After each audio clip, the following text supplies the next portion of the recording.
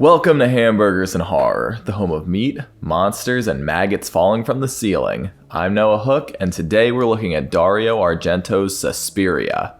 This lush experiment in sound and color follows Susie Banyan, a young American who has just arrived in Germany to study dance at the prestigious TAM Academy. Strange things are happening at the academy, ranging from maggots in the walls to students disappearing.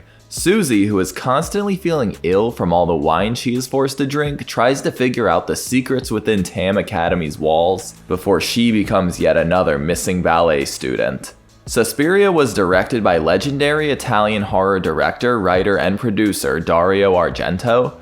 Suspiria is probably his most widely known film, but he is a very prominent figure in the giallo subgenre. Generally, giallo refers to a particular Italian subgenre of horror which often contains a lot of mystery and detective work, as well as elements from slashers, psychological horror, and sexploitation. They can also be identified by their striking colors, jarring music, and excessive violence. Hitting its stride in the late 60s and early 70s, giallo is considered one of the predecessors to the American slasher, and you can see its influences throughout the genre. Argento and his unique style were key to this, and just a few of his fantastic films include Deep Red, Tenebrae, Opera, and The Cat O' Nine Tails.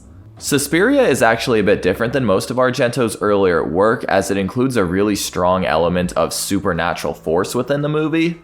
It is a part of the Three Mothers trilogy, which also includes Inferno and Mother of Tears. The trilogy is partially based on a collection of essays by 19th century writer Thomas de Quincey called Suspiria de Profundis, which he wrote while experimenting with opium and other hallucinogenic drugs. In a particular essay called Lavana and Our Ladies of Sorrow, Quincey imagines three wicked companions to the Roman goddess of childbirth. Each movie in the trilogy explores one of these three ladies of sorrow, with Suspiria focusing on Mater Suspiriorum. Argento co-wrote the screenplay with his at-the-time wife, Daria Nicolodi, who also wrote and starred in a ton of films such as Deep Red, Inferno, and Shock. She was also going to star in Suspiria but couldn't due to an injury. At the time, she was really interested in fairy tales like Pinocchio and Alice in Wonderland, and those fantastic elements combined well with Argento's interest in the occult.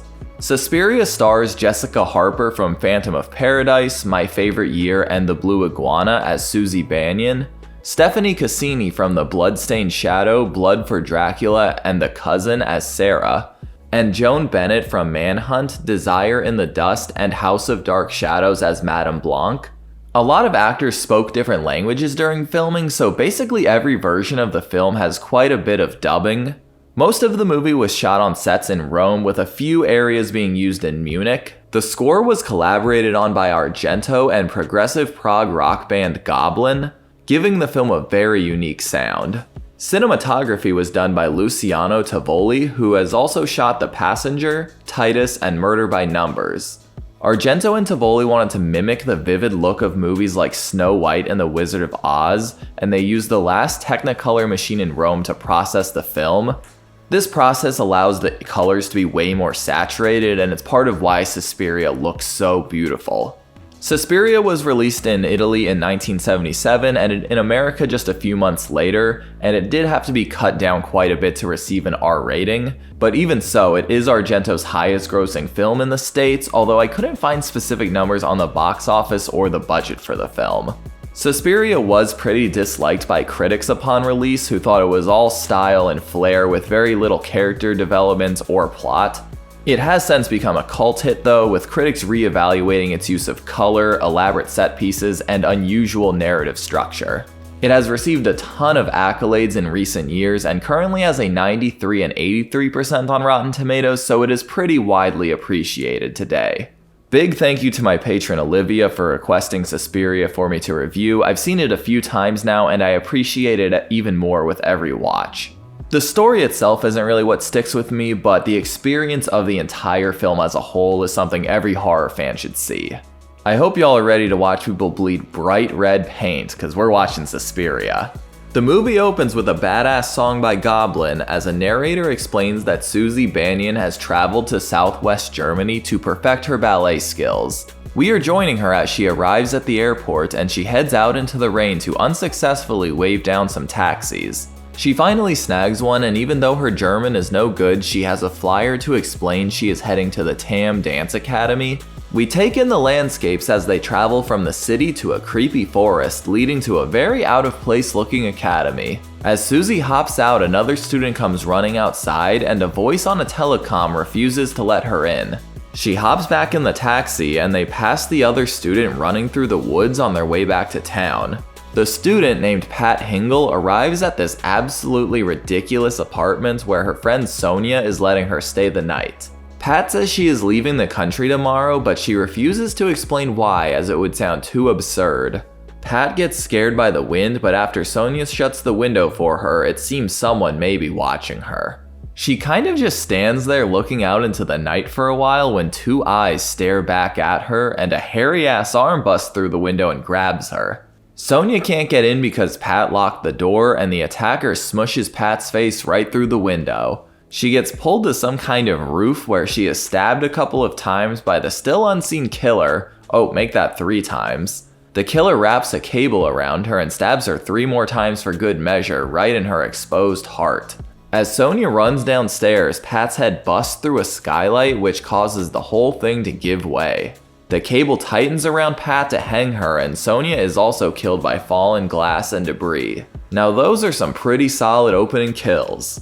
The next day we meet Daniel, a blind pianist for the academy who has a seeing eye dog who he has to leave outside the building during work. Susie follows him inside where she meets Miss Tanner, who is the head instructor at TAM.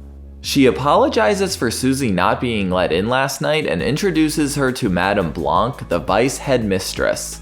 She tells Susie the headmistress is out of the country at the moment, and she also has a creepy nephew named Albert. She also explains that a student named Pat was murdered last night and she will be staying with a third-year student off campus for pretty cheap. Madame Blanc rejoins the officers, who we really won't see again, and Miss Tanner introduces Susie to handyman Pavlos, who she says is very ugly and only speaks Romanian. She brings Susie to the locker room where she meets the other girls, including her new roommate Olga, who is a teensy bit unpleasant. She also meets fellow American Sarah, who Olga is not a fan of.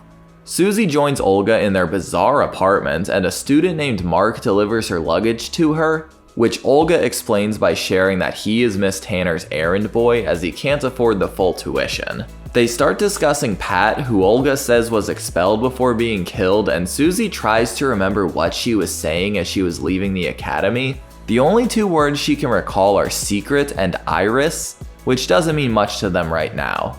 Oh look, they're actually dancing. Good job, everybody. Madame Blanc arrives to tell Susie that her room at the academy is ready, but she would actually prefer to stay off campus with Olga. Miss Tanner is impressed with her ability to stand up for what she wants, and she gets another smile from Mark. What you looking at, Albert? Fuck you and your nanny. Aw shit, watch where you're shining that thing. Susie feels like crap the rest of the day and asks Miss Tanner if she can sit the dances out today, but the teacher insists she show off her skills. Susie flails around the studio for a minute, begging to stop until she finally just collapses with some bright red blood coming from her face. Upon doctor's orders, Susie is being forced to gulp down a pitcher of water, and his hypothesis is the hemorrhaging was due to Susie being out of practice. She is also put on a strict diet of wine and injected with some yummy drugs, and she learns she will be staying at the academy from now on so they can look over her. At least she is next door neighbors with Sarah now, who is surprised by Susie's alcohol-heavy diet. A bit later, Susie notices some weird rattling and she finds a nasty maggot in her hair. Ooh girl, you infested. The bugs are coming from the ceiling and they start raining down on all of the students. Miss Tanner and Mark head up to the disgusting attic to investigate, where they find a trunk of rotten meat, I guess? Madame Blanc apologizes to the girls, explaining that a food vendor must have sold them spoiled meat, causing the infestation. Not sure why the meat was in the attic though. While their floor is fumigated, they will be staying in a makeshift dorm within a practice hall. It's like one big dysfunctional sleepover with Madame Blanc and the teachers joining them, even though Sarah says they live off campus. The lights cut off aside from the bright red one casting some fun shadows, and Marky Boy blows Susie a kiss. We get a long pan of the sleeping girls as some ghastly moans play overhead, and a figure lays down behind Susie and Sarah. The figure's excessive snoring wakes them up, and Sarah recognizes the snoring as the directress, who is supposed to be out of the country. I guess it's very rare for her to be around, otherwise I have no idea why this would be so intriguing to them. Daniel heads inside the next day, passing by Madame Blanc as she thanks the fumigator, and Miss Tanner as she tells Sarah the directress was not here last night. You fucking freaks, get away from that beautiful good boy. We hear the dog snarl from inside, and Miss Tanner bursts into a practice room and yells at Daniel, telling him his dog has bit Albert. Daniel refuses to believe his dog bit the boy for no reason, and Miss Tanner threatens to have the dog killed. She fires Daniel on the spot and tosses his cane across the room to embarrass him further, but we haven't seen the last of him yet. Susie is still on that chug diet, and that night Sarah explains to the drunken girl that she has memorized the teacher's patterns as they move through the building like clockwork. Susie doesn't think they actually leave the school based on the direction they are heading, and Sarah decides to count their steps to figure out how far they go.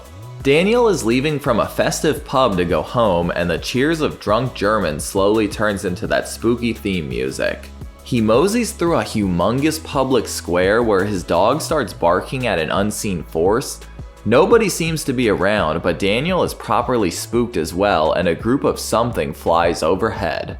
Everything seems to calm down when Daniel's dog suddenly attacks him and brings him to the floor. The dog tears at his throat as he spits up blood and even makes a meal out of his owner before some police spot him and chase the dog away. The students are shaken up by these two deaths, and Susie meets with Madame Blanc to share the 2 words she remembers Pat saying, and Blanc says she will pass it on to the police.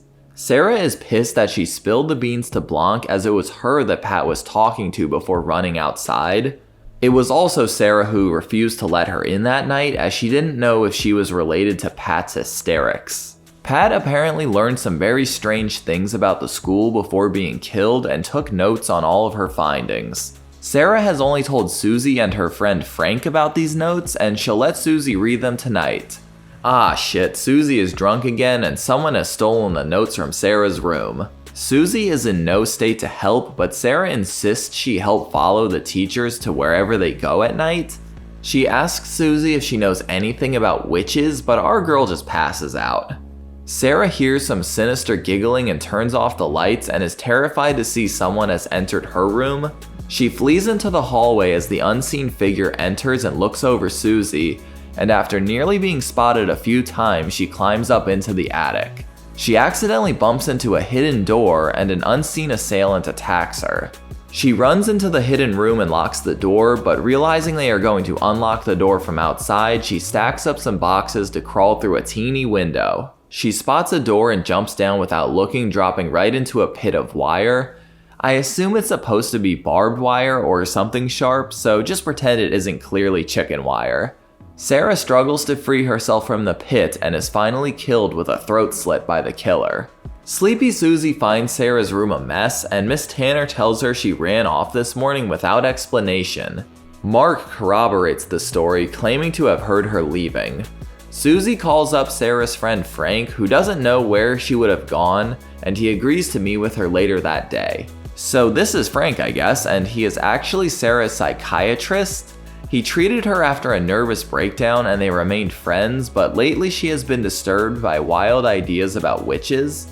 Apparently Tam Academy was founded by a woman named Helena Marcos, a Greek immigrant accused of witchcraft. Marcos was run out of several countries before founding the school, and she also went by the alias the Black Queen.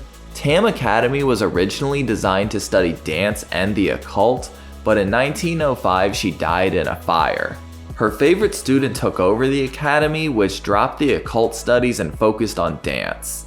He introduces one of his colleagues, Professor Milius, who is considered one of the most important researchers on the occult. He says that he has met many women who identify as witches, who he describes as dark and destructive, only utilizing their great powers to cause harm to others. Their goal is great personal wealth, which can only be achieved by hurting others. They can create illness, suffering, and even death if someone gets in their way. He knows of Helena Marcos, describing her as very powerful and very evil. Susie asks if there can be groups of witches, which are called covens. He says the leader of the coven is by far the most powerful, and killing that witch will render the rest of the coven harmless. All of the other students are off campus to watch some recital in town, and when Susie tries to call Frank again, the power cuts out and disconnects the phone. Susie dumps her dinner in the toilet and her wine in the sink, which stains it very similarly to acrylic paint. She shuts off the light and opens a window, which of course a bat flies through and gets tangled in her hair. She throws a towel on top of the tiny insectivore and throws him outside. Oh. No, she doesn't. She smashes him with a fucking table. That seems a bit unnecessary, Susie. She looks over Sarah's footstep count and follows the steps in the direction the teachers travel. She sneaks by the knife-wielding cooks into a carpeted room, which is why the footsteps stop being heard. There seems to only be that one door. That is until Susie remembers exactly what Pat said. The secret! I saw behind the door! 3 irises! Turn the blue one! She indeed turns the blue iris, revealing a hidden door in the wall. A hallway leads her to a witch meeting where Madame Blanc declares that Susie must die. After nibbling on something, she begs Helena for some power and drinks some liquid, causing the lights to go crazy. She casts a spell on Susie, which causes her to stumble, and Albert notifies Pablos of her presence. She turns to find dead Sarah with pins in her eyes and nails in her hands, and she manages to slip away before Pablos can spot her. The room she's in now has some familiar snoring, and when Susie knocks over a peacock sculpture, directress Helena Marcos awakens. Who's there? I've been expecting you. Susie grabs a peacock needle and pulls back the sheet, but Helena is nowhere to be seen, despite the fact that she's talking mad shit to Susie from all across the room. A door creaks open, and as Helena tells her she is going to meet death, an undead Sarah charges at Susie. She spots an outline of Helena sitting on the bed though, and stabs the invisible witch right in the neck. Sarah dissolves away, and the dirty, crusty witch paws at Susie before dropping back dead. Shit starts exploding all over the room, and Helena's coven is seen dying pretty horrifically. Susie flees through the shaking, exploding building and manages to make it outside, where it is once again pouring rain. The movie ends with Susie smiling as she walks away from the burning academy. And that's Suspiria. This is always a really fun watch for me. It just has so much visual style, like if even nothing interesting is happening at that moment, you can be sure the cinematography and the sets make up for it. The Goblin score also never gets old. The movie is worth a watch just for it. I really want to see it in theaters one day just to get the full, loud, bright experience. The dubbing and particular voice actors can be a bit distracting at times, but I'm usually too busy taking in the scenery to focus on the characters' mouths. Jessica Harper does a great job as Susie, although I wish she had a bit more to do in the middle portion of the film. She is either unaware, asleep, or confused for like 90% of the movie, and it leaves her feeling helpless in kind of a shallow way. But her constant intoxication plays into the feeling of not knowing your surroundings, giving it that good fairy tale vibe. There are a bunch of visual references to fairy tales throughout the movie which help to alienate the more real-world Susie. The absurd rooms and hallways elevate this world into a strange new place, and they draw you in and make you want to investigate. The witches are all a lot of fun. Madame Blanc is clearly the one holding it all together, but Miss Tanner, Pavlos, and Albert are all very strange, memorable inclusions. I would have liked just a little more insight into the coven and their goals. The basic premise is that they feed off the misery of their students, but it isn't really explained where that constant stream of misery comes from. It's obviously clear in the case of Susie, who has been hexed to feel sick and tired, but are the other students just occasionally tortured by maggots? I also wish we had a little bit more of Helena Marcos. She was built up to be super powerful, but she wasn't even able to stop a single teenager from stabbing her. Her death scene and the following explosions were still a decent climax though. Sarah's chase sequence and death are solid, Daniel's is super unsettling, and Pat's is one of the greatest of all time. Argento in a lot of his films have been accused of misogyny and perpetuating female stereotypes, and in the case of Suspiria, I can't really argue against it. It isn't a sexual movie, but the camera really lingers on the women as they are being stabbed and mutilated, and there isn't much of a male counterpart to match it. A lot of that does have to do with the movie having a pretty much female-driven cast, which was and is still pretty uncommon. And I think the lingering camera has a lot to do with the lights and the sets and the sound, so I don't think it's just pure voyeurism on display. All in all though, Suspiria is a movie everyone should watch at least once, ideally on a big TV with a good sound system. It is a visual masterpiece other movies are constantly trying to imitate or pay homage to, and after watching it you'll see those references everywhere. Some of the acting and the dubbed dialogue can be a little clunky, but I think it all adds to that 1970s charm. Thank you again to my patron Olivia for requesting Suspiria for me to review. It's always a great time. And remember, you too can request movies for me to review by joining my Patreon. I do at least one patron review every month, so if you really want me to talk about a movie, that's definitely the quickest way. Well, that's about it. Next week we'll be starting our month of winter horror movies with a real piece of shit. Jack Frost 2: The Revenge of the Mutant Killer Snowman.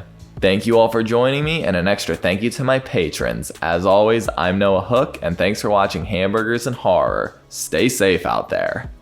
Thanks for watching my review of Suspiria. If you enjoyed this review, be sure to like and subscribe to keep up with my weekly horror reviews. And if you want to help support the channel further, you should check out my Patreon account. You'll be able to vote for future movies and franchises I cover on the channel. Thanks y'all.